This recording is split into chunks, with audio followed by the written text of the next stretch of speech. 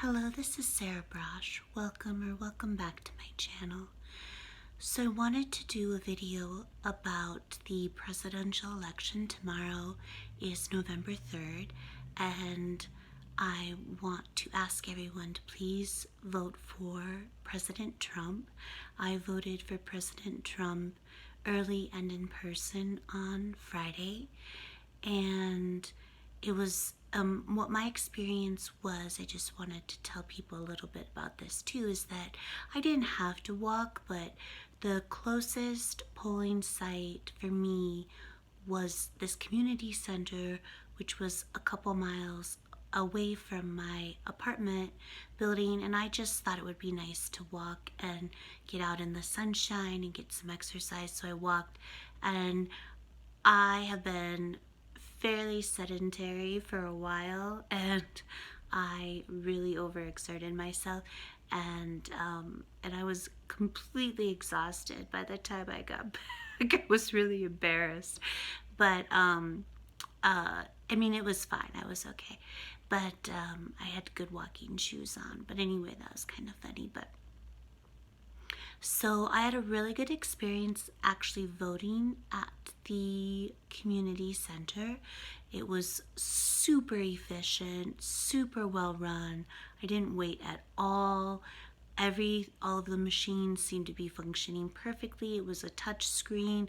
You went and got your little voting card and you put it in the touch screen machine and you did all your voting, and then you dropped off your card in a box, and then they also printed out a hard copy, I guess as a backup just in case there are any issues.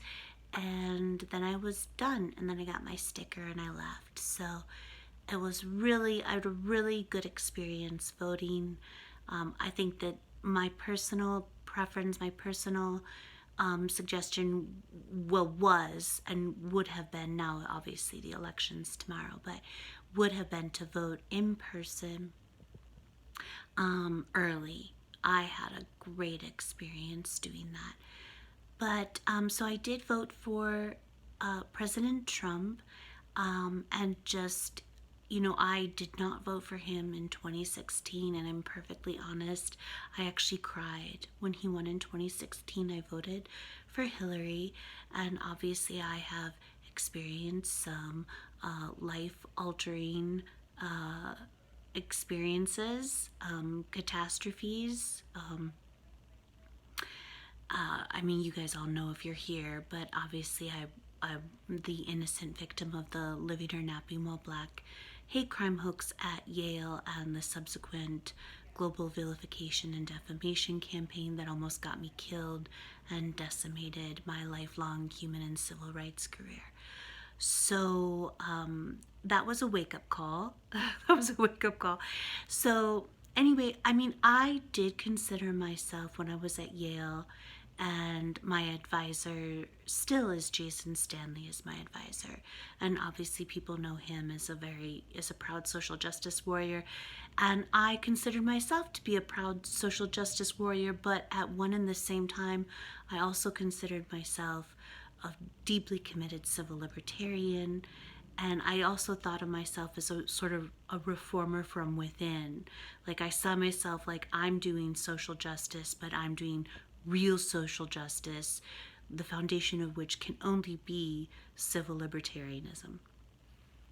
So that's in a nutshell the obviously eye-opening, life-changing experience that made me do a complete 180. I'm a nonpartisan registered voter, but I just, as I was recovering from this catastrophe in my life that decimated my life and almost got me killed, I really don't consider myself to have changed my political views. I've just realized that my values, my principles that I hold so dear, my commitment to civil libertarianism and civil and political rights for one and all, that is not something that is going to, that is no longer in alignment with the political platform of the Democratic Party. And now it's in alignment, you know, in not in every respect, but in many respects, it's the right. It's the right, and it's the Republican Party are now the party of civil rights, are now the party of civil liberties, are now the party of due process, are now the party of equal protection, and the party of free speech, freedom of religion, all of those civil liberties that I hold so dear. Now it's the right and the Republican Party that are the ones advocating for that, for those principles, and adhering to those principles and upholding those principles. And the left and the Democrats, for the greater part, have abandoned those principles. And that is my deepest political commitment, is to civil libertarianism. It truly is. And I obviously it's personal for me. It's personal for me because these Karen acts that are being promulgated by Democratic controlled state legislatures across the US are basically bills of attainder, which means that it's legislation that condemns me as a criminal, even though I've never, had a fair trial and had any access to due process. So that's what a bill of attainder is, and they're unconstitutional. And there's actually a clause in the Constitution indicating as much, that bills of attainder are illegal, they're unconstitutional. So, and all of these Karen acts, for which I was cited as the impetus thereof, that are being promulgated across state legislatures are really basically bills of attainder. And I'm actually kind of terrified about what is going to happen to me if the Democrats take control of the House and the Senate, and if they have the White House. Thank goodness we have an overwhelmingly conservative Supreme Court. I really have always loved the Supreme Court because I see the Supreme Court as being the last bastion of individual rights and freedoms. They are anti-majoritarian, yes, but that's not anti-democratic. The reason why they're anti-majoritarian is because in my mind, their primary function is to stand up for the rights of the individual sole dissenting voice, the minority voice, against the tyranny of the majority. And that's why they're anti-majoritarian. And I get so exasperated when people equate anti-majoritarian political entities with anti-democracy, and that's not the case. Some elements of our legal and political system are anti-majoritarian by design, so that they could stand up for the rights of the sole dissenting voice and for individual freedoms. But anyway, so I'm actually pretty terrified. I'm pretty terrified about what's going to happen to me.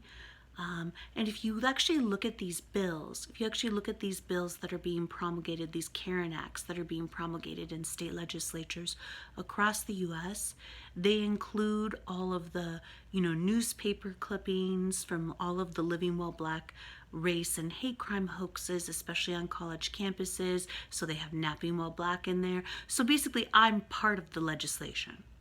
So it really is a bill of attainder. It's saying that I'm a criminal without any due process, without a fair trial. So, not to mention the devastating effects of trial by Twitter without due process, which is completely undermining both our legal system in the U.S. and our egalitarian public space. So, I just think, for me, it's a no-brainer that you have to vote against the Democrats up and down the ticket. And I will admit, it's not so much that I'm voting for Trump as that I'm voting against the Democrats, but I feel like for me, I have no choice. It's simply, obviously, it's an act of self-preservation. But I want to encourage everyone to vote for Trump and everyone to vote the Democrats out, up and down the ticket. Please vote the Democrats out. The Democrats are, I believe strongly that if Joe Biden becomes president, that the Civil Rights Act will fall. I believe that they will go about dismantling federal civil rights legislation because they want segregation. They want racial segregation in the public spaces. They want, you know, already in California, it's a public referendum and it's called Prop 16, and it is to wipe off the California Constitution, their version of the Civil Rights Act, and to bring back racially segregated public spaces, and to bring back Jim Crow, and to legalize racial discrimination. And I believe very strongly that if Joe Biden becomes president, that this will happen at a federal level. The Civil Rights Act will be repealed. They will dismantle federal civil rights legislation. They will make racial discrimination legal again, racial segregation in the public space legal again. They will bring back Jim Crow. They will undermine equal protection. And in particular, and these Karen acts are devastating constitutional violations. They're thought and speech crime, but they're also gross violations of due process and equal protection, particularly, well, white people, and particularly against white women. And I also, I mean, it's no secret that Joe Biden is basically the father of the decimation of due process in the U.S., particularly on college campuses, in the form of Title IX kangaroo courts. I was subjected, it didn't actually get to the actual hearing, but I was falsely charged by Yale for racial harassment. So, you know, the pre-hearing, in the pre-hearing stage, denied any access to due process whatsoever. I was just condemned as guilty before my hearing actually took place by Yale President Peter Salovey on August 3rd,